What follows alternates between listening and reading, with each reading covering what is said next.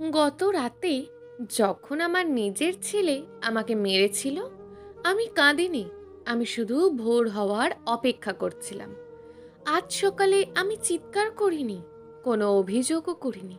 বরং আলমারির ভিতর থেকে সেই সাদা টেবিল ক্লথটা বের করেছিলাম, যেটা শুধু আমি বিশেষ দিনে ব্যবহার করি। আমি নিজের হাতে তার জন্য গরম গরম পরোটা বানিয়েছিলাম, ডিম ভেজেছিলাম, চায়ে এলাচ দিয়েছিলাম। পুরো টেবিলটা এমনভাবে সাজিয়েছিলাম যেন আজ আমাদের বাড়িতে কোনো উৎসব। কিন্তু সে জানতো না আজকে সকালে তার জন্য অপেক্ষা করছিল না কোনো নাস্তা, অপেক্ষা করছিল এমন কিছু যেটা তার পুরো জীবন বদলে দিতে পারে। সে যখন সিঁড়ি বেয়ে নিচে নামলো, ঠোঁটের কোণে তাচ্ছিল্যের হাসি নিয়ে বলল, অবশেষে বুঝতে পেরেছো তাহলে। কিন্তু পরের মুহূর্তেই তার গলা শুকিয়ে গেল, হাসিটা জমে গেল ঠোঁটের কোণে, কারণ ডাইনিং টেবিলের পাশে বসে থাকা মানুষটাকে দেখেই সে পাথরের মতন স্থির হয়ে দাঁড়িয়ে পড়েছিল। আমি তখনও চুপচাপ দাঁড়িয়েছিলাম রান্নাঘরের দরজার পাশে, হাতে ধোঁয়া ওঠা চায়ের কাপ, অথচ আমার আঙুলগুলো ঠান্ডায় জমে যাওয়া মানুষের মতন কাঁপছিল। গত রাতের থাপ্পড়টা এখনো গালে জ্বলছিল, কিন্তু বিশ্বাস করুন, শরীরের ব্যথার চেয়ে অনেক বেশি কষ্ট হচ্ছিল বুকের ভিতরটা। কারণ যে হাতটা আমাকে মেরেছে, সেই হাত আমি নিজের বুকের দুধ খাইয়ে বড় করেছি। আমার ছেলে হৃদ। ছোটবেলায় ছেলেটা এমন ছিল না, একদমই না। ও যখন হাঁটতে শিখেছিল, সারাক্ষণ আমার শাড়ির আঁচল ধরে থাকতো। আমি স্কুলে চাকরি করতে বের হলে দরজার সামনে দাঁড়িয়ে কাঁদতো। রাতে ঘুমানোর আগে আমার গলা জড়িয়ে ধরে বলতো, মা, তুমি কখন আমাকে ছেড়ে যাবে না তো? আজ সেই ছেলেই আমার চোখের দিকে তাকিয়ে হাত তুলেছে। সবকিছু বদলাতে শুরু করেছিল আমার ডিভোর্সের পর। হৃদের বাবা সহেল আমাদের ছেড়ে চলে যায়, নতুন সংসার করে। প্রথম দিকে হৃদ বাবার জন্য কাঁদতো, তারপর ধীরে ধীরে কান্নাগুলোও রাগে বদলে যায়। স্কুল থেকে পালানো, ভুল বন্ধু বান্ধব, রাত করে বাড়ি ফেরা, একটার পর একটা চাকরি ছেড়ে দেওয়া। আমি ভেবেছিলাম সময়ের সাথে সব ঠিক হয়ে যাবে, কিন্তু কিছু মানুষ সময়ের সাথে ভালো হয় না, বরং আরও অন্ধকারে হয়ে যায়। হৃদের ভিতরেও ঠিক সেটাই হচ্ছিল। যে মেয়েটাকে সে ভালোবাসতো, সেই মেয়েটাও একদিন তাকে ছেড়ে চলে যায়। তারপর থেকেই ও যেন বদলে গেল পুরোপুরি। নিজেকে সব সময় ভিকটিম ভাবতো, মনে করতো পৃথিবীর সবাই তাকে ঠকিয়েছে। আর সেই রাগটার সবচেয়ে সহজ শিকার ছিলাম আমি, কারণ আমি প্রতিবাদ করতাম না। মায়েরা অনেক সময় ভালোবাসা আর দুর্বলতার পার্থক্য ভুলে যায়, আমিও গিয়েছিলাম। ও চিৎকার করলে আমি চুপ থেকেছি, টাকা চাইলে নিজের ওষুধ না কিনে দিয়েছি, রাত করে বাড়ি ফিরলেও কিছু বলিনি, মিথ্যা বললেও বিশ্বাস করার অভিনয় করেছি। কারণ আমি ভাবতাম একদিন না একদিন আমার ছেলে বদলাবে। কিন্তু গত রাত আমাকে বুঝিয়ে দিয়েছে, কিছু মানুষ বদলায় না যদি না তাদের থামানো হয়। সেদিন স্কুলের লাইব্রেরিতে প্রচণ্ড কাজ ছিল, সারাদিন দাঁড়িয়ে থাকতে থাকতে পা ফুলে গিয়েছিল। বাড়ি ফিরে মনে হচ্ছিল শরীরটা ভেঙে যাচ্ছে। আমি তখন রান্নাঘরে ভাত নামাচ্ছি, ঠিক তখনই হৃদ ঢুকলো, চোখ লাল, চেহারায় অদ্ভুত এক বিরক্তি। এসেই বলল, 5,000 টাকা লাগবে। আমি ক্লান্ত গলায় জিজ্ঞেস করলাম, কেন? সে বিরক্ত হয়ে বলল, এত প্রশ্ন করো না তো। আমি অনেকক্ষণ চুপ ছিলাম, তারপর খুব শান্ত গলায় বলেছিলাম, না। শুধু একটা শব্দ, কোনো চিৎকার না, কোনো ঝগড়া না, কিন্তু সেই ছোট্ট শব্দটাই যেন তার ভিতরের পশুটাকে জাগিয়ে তুলেছিল। সে ধীরে ধীরে আমার দিকে এগিয়ে এলো, তারপর ঠান্ডা হাসি দিয়ে বলল, না, তুমি আমাকে বলছো? আমি সাহস জোগাড় করে বললাম, এই সংসারটা আমি চালাই।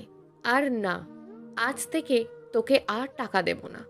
মুহূর্তের মধ্যেই তার মুখ বদলে গেল, চোয়াল শক্ত হয়ে গেল, চোখ দুটো ভয়ঙ্কর হয়ে উঠল। আমার সাথে এইভাবে কথা বলো না। আমি জানি না সেদিন কোথা থেকে সাহস এসেছিল। আমি তাকিয়ে বলেছিলাম, এই কথাগুলো অনেক আগেই বলা উচিত ছিল। সে হঠাৎ হেসে উঠল, একটা ফাঁকা ঠান্ডা হাসি। তারপর খুব আস্তে করে বলল, তুমি মনে হয় নিজের জায়গাটা ভুলে গেছো।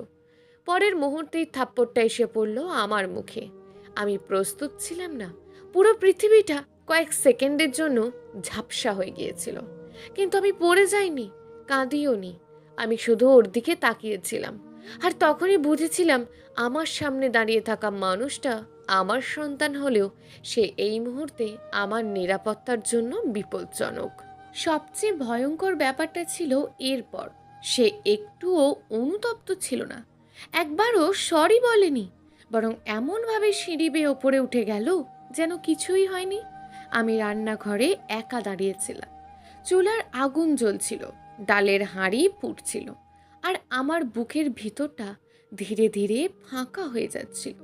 সেদিন প্রথমবার আমি নিজের ঘরে নিজেকে অসহায় মনে করেছিলাম। রাত 1:20 আমি ফোনটা হাতে নিই। অনেকক্ষণ স্ক্রিনের দিকে তাকিয়েছিলাম, আঙুল কাঁপছিল, কারণ আমি জানতাম এই ফোনটা করার পর আর কিছু আগের মতন থাকবে না। তবুও আমি কল করেছিলাম। ওপাশ থেকে একজন শান্ত গলায় বলেছিল, হ্যালো। আমি খুব ছোট্ট করে বলেছিলাম, আপনি কাল সকালে আসবেন প্লিজ। তারপর ফোনটা কেটে দিয়েছিলাম। সারা রাত আমি ঘুমাইনি, শুধু ডাইনিং টেবিলের দিকে তাকিয়ে বসেছিলাম আর অপেক্ষা করছিলাম সকালের। কারণ আমি জানতাম আগামীকাল সকালে আমার ছেলে যখন নিচে নামবে, তার জন্য শুধু নাস্তা অপেক্ষা করবে না, অপেক্ষা করবে এমন একজন মানুষ যাকে দেখে তার জীবনের প্রথম সত্যিকারের ভয়টা হবে।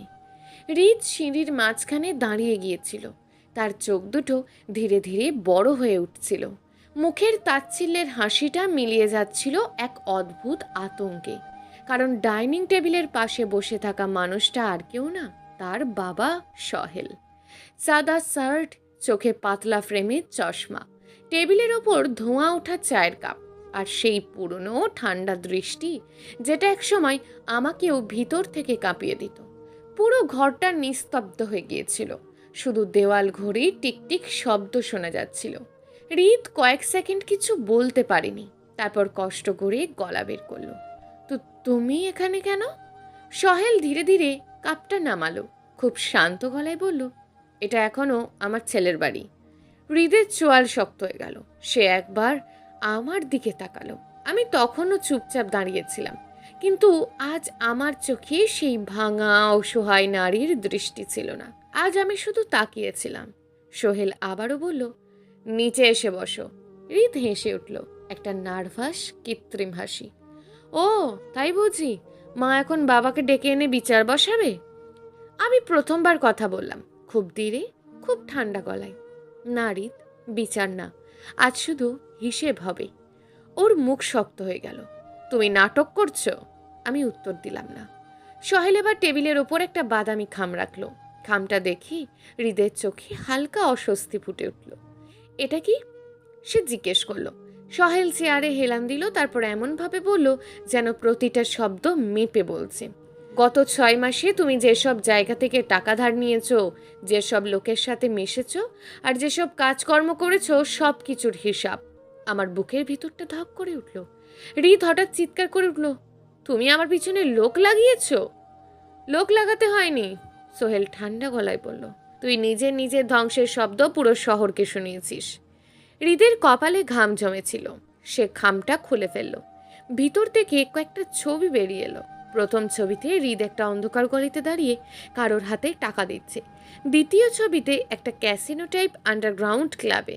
তৃতীয় ছবিটা দেখে হৃদের মুখ পুরো সাদা হয়ে গেল, কারণ সেখানে দেখা যাচ্ছিল সে একটা লোকের গলা চেপে ধরে আছে। লোকটার মুখ রক্তে ভরা। আমি হাঁ করে তাকিয়েছিলাম। এগুলো কি? আমার গলা কেঁপে উঠল।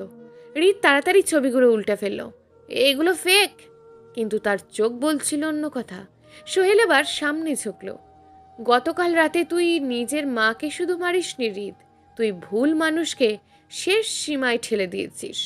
হৃদ এবার রেগে উঠে টেবিলে ঘুষি মারল। তোমার কোনো অধিকার নেই আমার জীবনে নাক গলানোর। তুমি তো আমাদের ছেড়ে চলে গিয়েছিলে। ঘরের বাতাস হঠাৎ ভারী হয়ে উঠল। সোহেলের মুখে প্রথমবার একটা কঠিন ছায়া নেমে এলো। সে ধীরে ধীরে বলল, হ্যাঁ, আমি ভুল করেছি, কিন্তু তোর মতন কাপুরুষ হয়নি কখনো। কাপুরুষ? যে নিজের ব্যর্থতার রাগ একটা মহিলার ওপর তোলে, বিশেষ করে নিজের মায়ের ওপর, সে পুরুষ না। হৃদের চোখে তখন খুনের মতন আগুন। সে হঠাৎ আমার দিকে তাকালো। তুমি এটা করেছো? তুমিই বাবাকে ডেকেছো? আমি এবার সোজা হয়ে দাঁড়ালাম। হ্যাঁ, কারণ কাল রাতে আমি বুঝেছি আমি তোকে আর বাঁচাতে পারবো না। কথাটা শুনেই হৃদ যেন কয়েক সেকেন্ড নিঃশ্বাস নিতেই ভুলে গেল।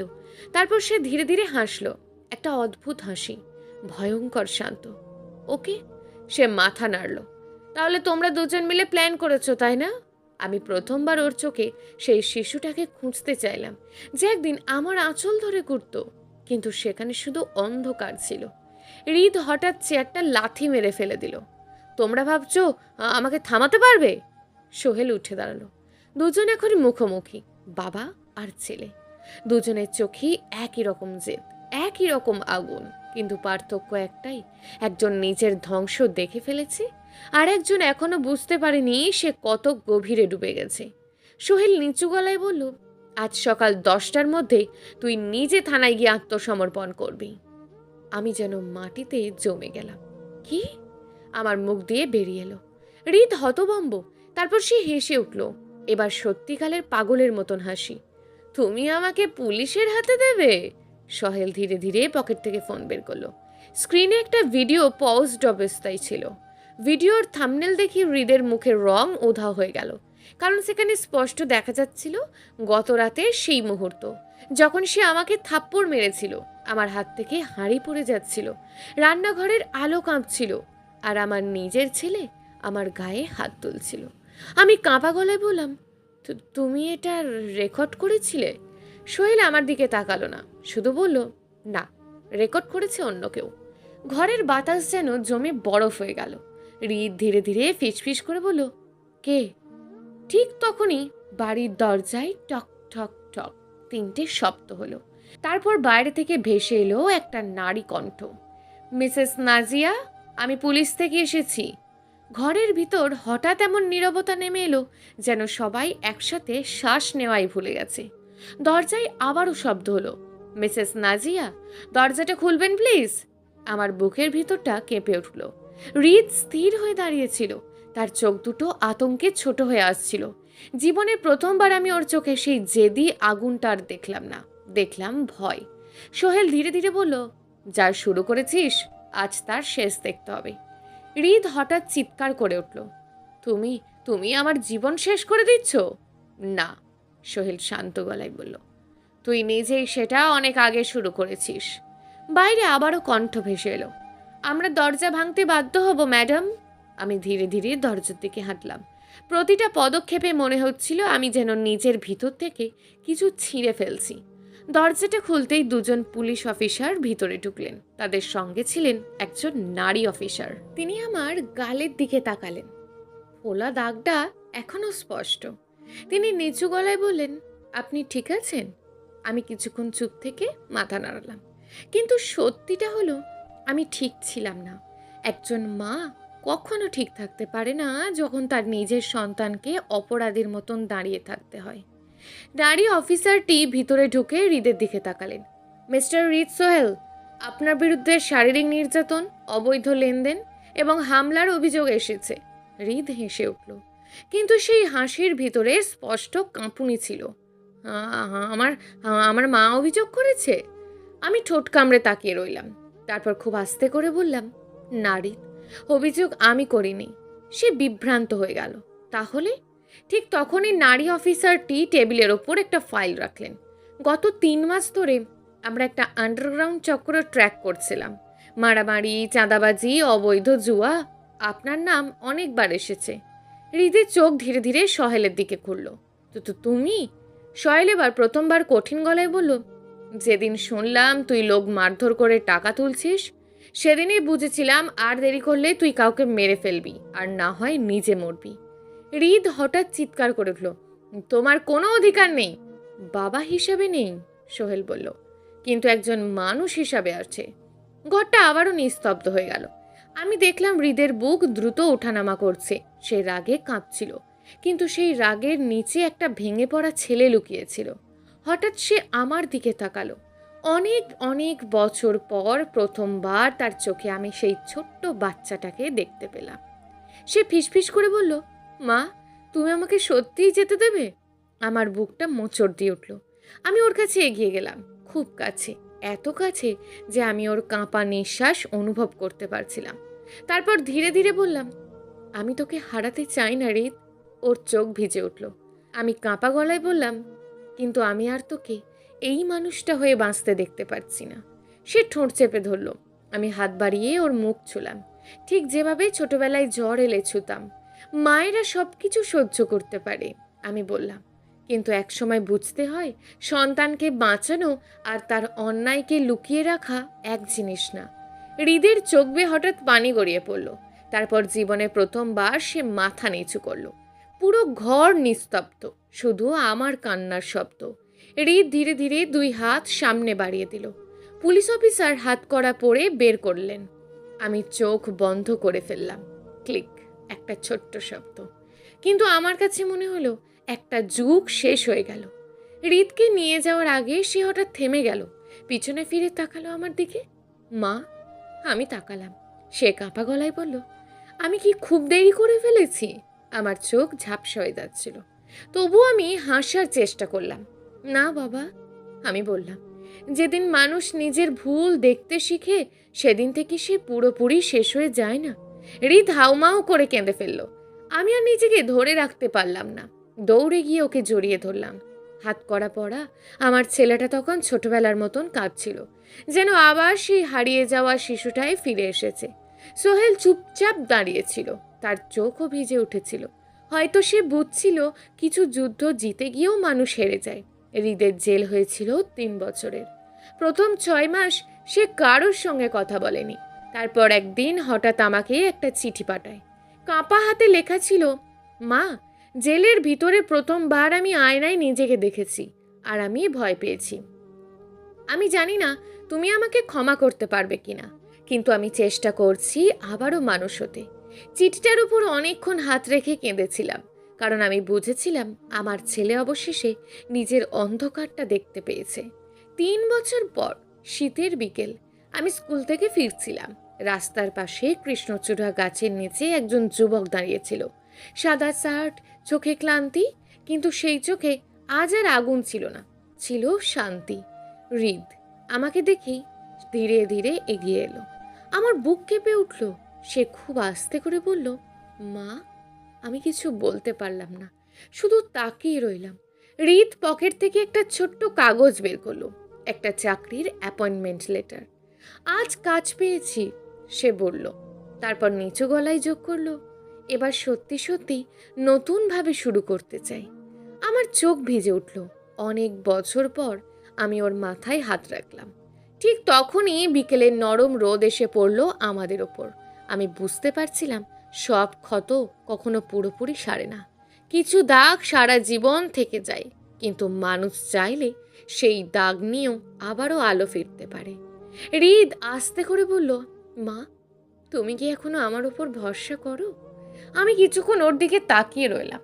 তারপর ধীরে ধীরে ওর হাতটা ধরে বললাম, ভরসা একদিনে ফেরে না বাবা, কিন্তু আজ আমি আবার চেষ্টা করতে রাজি আছি। বিকেলের আলোয় আমরা দুজন পাশাপাশি হাঁটতে শুরু করলাম। ধীরে ধীরে একটা দীর্ঘ অন্ধকারের পর অবশেষে বাড়ি ফেরার মতন। সমাপ্ত। গল্প রক্তঋণ। লেখক গল্পঘর। প্রিয় দর্শক বন্ধুরা, আজকের গল্পটি যদি ভালো লেগে থাকে তাহলে অবশ্যই কমেন্ট বক্সে আপনার মূল্যবান একটি মন্তব্য করে যাবেন। আর আরও নিত্য নতুন গল্প শোনার জন্য অবশ্যই চ্যানেলটিকে সাবস্ক্রাইব করে দেবেন। দেখা হবে পরবর্তী ভিডিওতে। ততক্ষণ ভালো থাকুন, সুস্থ থাকুন, নিজের পরিবারের খেয়াল রাখুন। ধন্যবাদ।